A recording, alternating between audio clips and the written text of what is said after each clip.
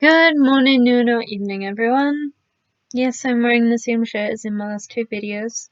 Yes, I filmed them all on the same day. I've acknowledged that. Okay, so today's video is going to be all about anxiety. Anxiety is an awful thing that me and many other people suffer with, I suppose. Anxiety is hardly ever positive. It's the feeling of dread or worry that something's going to happen that's somewhat irrational, and sometimes it just can't be helped. But that's what I'm here to give you some advice on. I'm here to give you guys some advice on things which could help if you suffer from anxiety. I've learned this over the past year or so. I used to have it really bad when I was in sixth form, and then I finished sixth form just as I got comfortable, and I got it real bad when I finished my first year at uni. So there's about 5 things, but then these 5 things have little individual links that go on to all sorts of different places. So I'm gonna say that this is like 6, 5 or 6. Make it a nice round number. 5 ways to help with anxiety. So yes, the first thing I'm going to say is mindfulness. Being aware of what's around and just knowing that things can be peaceful and that nothing's actually happening at the moment that you've got to be anxious or scared of. That really helped me during the sixth form years. I did my EPQ on mindfulness. I did a lot of mindfulness meditation. I will link some brilliant channels in the description for meditation and mindfulness, and I will perhaps link one of my own videos I have on meditation, which is a 5-minute mindfulness guided meditation that I'm pretty proud of that it worked. And yeah, it's just a way to become present and in the moment, just to stay there.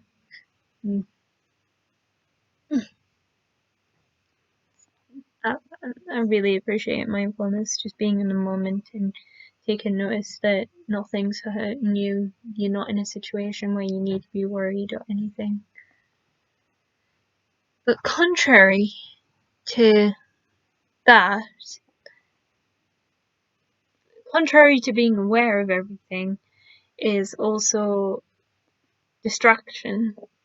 I also find that distraction is very helpful because I get anxious when I have time to think, and if I'm doing something then I don't have time to think. For example, in class I will just draw a heart at the top of my page, or I'll draw a heart with wings, or I'll write, or what I like to do at the moment is draw an eye of Horus or an eye of Ra on the top of the page, because it's just something simple, or a Celtic knot. It's just something simple for me to draw that gets my mind off doing nothing. It's very good. It is distraction in itself. Like, you could use a fidget cube, fidget spinner. Just fidgeting helps altogether. Like, count something, count from 1 to 10. I used to just count when I was doing the dishes with my dad, and if I got anxious doing that, I think that really helps. They are contrary to each other, mindfulness and distraction, but they work together pretty well. Opposites attracting somewhat. Now, the next thing is journaling. Now, I somewhat journal. I have too many places where I write down what's happened during the day. And excuse me, I'm coughing. I can't help that. I have my Harry Potter calendar that I write what I've done the previous day. I send a message to my best friend saying goodnight, and I tell her what I've done during the day. I pray at night and I pray in the morning, and I go through what I've done and I think all over the day. It could also be done during meditation, but I feel like putting it down on a page, but down physically on the laptop so that you can see what you've done and if you've made progress. I think that's really important, and it doesn't need to be boring. Like bullet journaling's the thing. It's very beautiful. You can have some beautiful spreads. I have tried my bullet journaling. I did really enjoy it at the beginning of the year, but I didn't really keep up with it. So yeah, I need to work on that, admittedly, but yeah. Now, talking to someone, well, yeah, talking to anyone really helps. Like, even talking out loud. It has been scientifically proven that talking to yourself in third person helps relieve fear or anxiety or anything like that. Sorry guys, I got interrupted. But as I was saying, talking, just letting your feelings be known does help. Like, as I say, even talking to yourself, talking to someone that's experienced fear or anxiety, you don't need to talk to a therapist. Only do that if it gets real bad. I'm not saying that don't talk to a therapist. You should if you need to. But, well, if a doctor recommends it, trust me, that can help. Talk to your school counsellor if you've got one, talk to your head of year, your head of form, anyone really that could help. If you've got a personal tutor, talk to them. If you've got a boss, I don't know who you are, so just anyone that's higher up. If you've got anxiety for something like work or school or anything like that, talking to someone outside of your family could help, or contrary to that, talking to someone within the family could help, because maybe anxiety is a common thing, in knowing different coping techniques, or just knowing that other people feel anxiety can be comforting. It was comforting to me when I first started being anxious, that my dad got anxious a lot. I know I'm being really quiet, but that is because my parents are in the next room.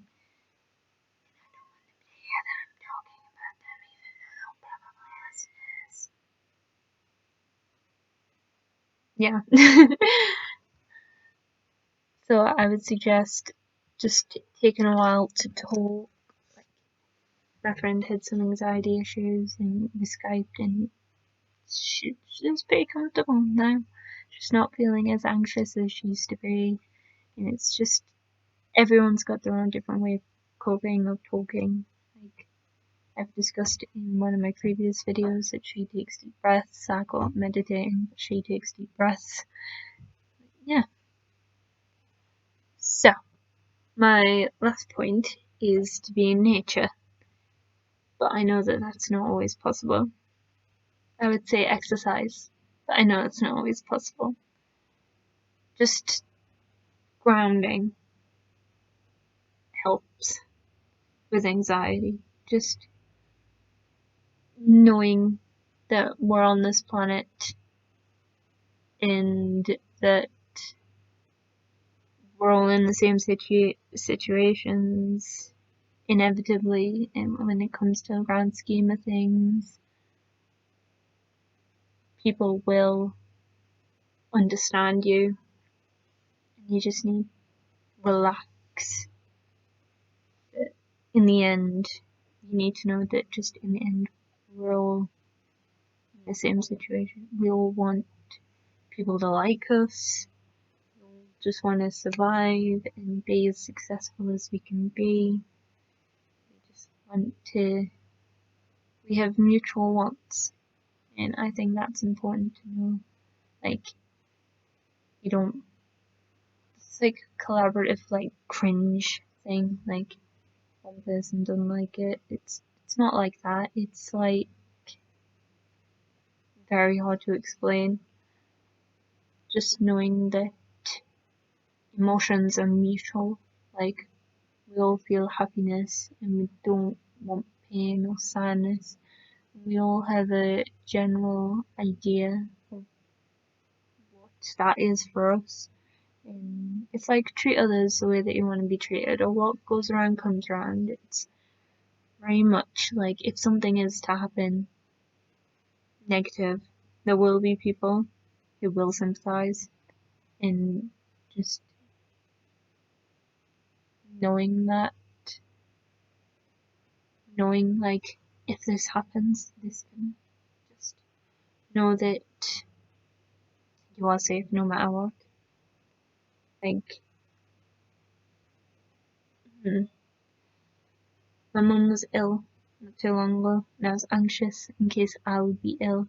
So I was like, okay, so if I get ill, do I phone you? And I'm like, yeah, just make sure that you stop being ill and you can come home. Just knowing that stuff's been put in place is very reassuring to ease anxiety. Now, I did say that this was going to be 5 things, but due to my nature of this channel, I am an over talker. So I would also suggest looking at my video on how to relax. That would probably be beneficial if you don't know how, like, to calm down, to unwind. I feel like that would be beneficial for you. There's a lot of stuff mentioned in the video. It is a really long video. I'm sorry for that, but yeah. So I hope that this has helped someone out there in the world, and just subscribe, like, comment, and see you later. And remember, nothing's permanent. Just go with the flow.